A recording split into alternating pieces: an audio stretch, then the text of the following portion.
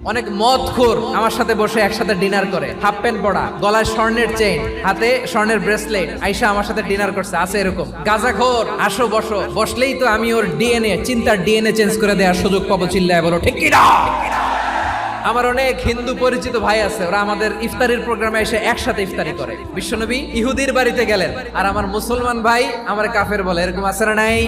মুসলিমরা দেখতে পারে না, সহ্য করতে পারে। বিষ্ণু ইসা ইসলামের খাদেম ছিল ইহুদি, এতদিন খেদমত করলো, একদিনও বিশ্বনবী ওর কালিমার দাওয়াত দেয় নাই। কারণ কি? বিশ্বনবী একটা ভালো সময়ের অপেক্ষা করতেছিলেন, দায়ী সুযোগ খুঁজে কখন দাওয়া দিলে ব্যাটে বলে হবে, ঝোপ বুঝে কোপ মারে। বিষ্ণু ইসা ইসলাম ভালো সময়ের অপেক্ষা করতেছিলেন, দেখি আস্তে আস্তে এমন সময় আসছে, ছেলে এবার মুমূর্ষ, যখনই টাইমিং পেয়েছেন দাওয়াত দিলেন, পড়ো লা ইলাহা ইল্লাল্লাহ। প্রতিবেশী ইহুদি হোক হিন্দু হোক, যাবেন, সুসম্পর্ক রাখবেন, উপহার দিবেন, বিপদে পাশে দাঁড়াবেন, অসুস্থ হইলে একটু আপেল নিয়ে যান, আঙ্গুর নিয়ে যান। ইসলামের বিউটি দেখে, সৌন্দর্য দেখে অবাক হবে, নসিব ভালো হলে কোনোদিন কালিমা পড়ে মুসলমান হয়ে যান।